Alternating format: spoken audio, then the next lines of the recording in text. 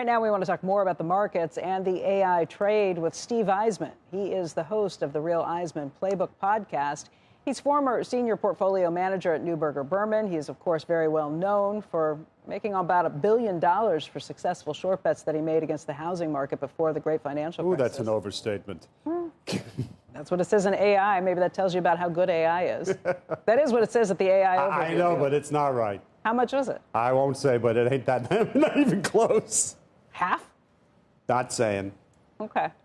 Good to know that AI is wrong, though. And Steve, hallucination. Welcome. Yeah, it's welcome. A big hallucination. It's great to see you this morning. Oh, thank you. I know that you've had some medical issues that you've dealt with, and I know you want to talk about that first. Why don't we just say where things stand? How are you doing? Thank you. Yeah. Thank you. Appreciate being here. Yeah. So in June, I was diagnosed with breast cancer, which breast cancer is not rare, but in a man, it's quite rare. It's less than 1% of all cases. And I'm actually fortunate because the way it was diagnosed was I had an irritation on my left breast, which, like any other man, I would completely ignore as a skin irritation.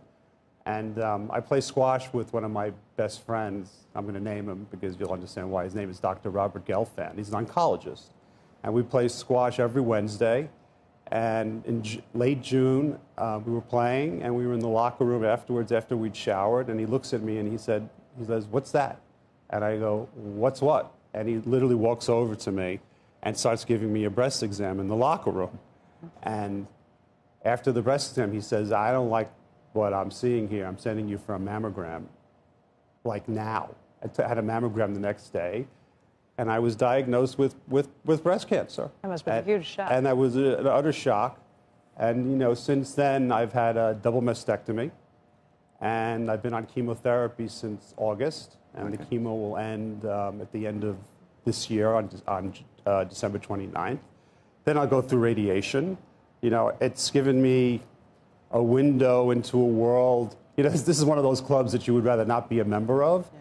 But, women face this all the time. The reason why I'm mentioning this is that, yes, it's rare for men, but it's not unheard of. And if you see something on your breast and you're a man, just check it out. After the mammogram, the doctor said to me, your friend saved your life. How are you feeling, and what's your prognosis? So, the chemo is, as anyone who's been through chemotherapy would tell you, it's a hell of a lot better today than it used to be. I'm on, the way it's done, there are 2 drugs. So first they give you a drug called Taxol, which is for 12 straight weeks.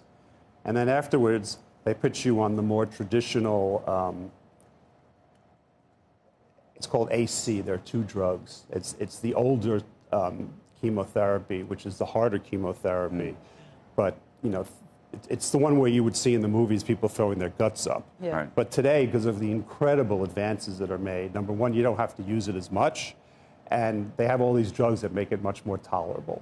So the worst symptoms that I have is, every now and then I have a little bit of nausea, which I take something for, and it's very tolerable. And I'm tired. I guarantee you at 3 o'clock this afternoon, I'll be napping.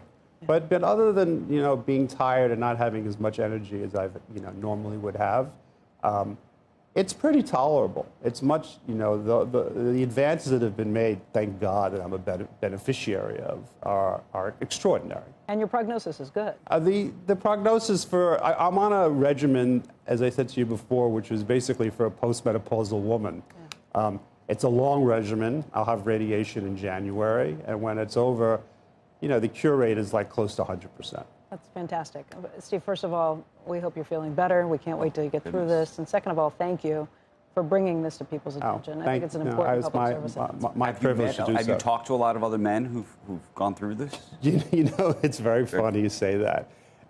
In my community, every time someone said, "Hey, Steve has breast cancer," literally like 100% of the people say, "Oh, you should talk to," and they all say the same one guy that they all know who also had breast cancer, and it's fine.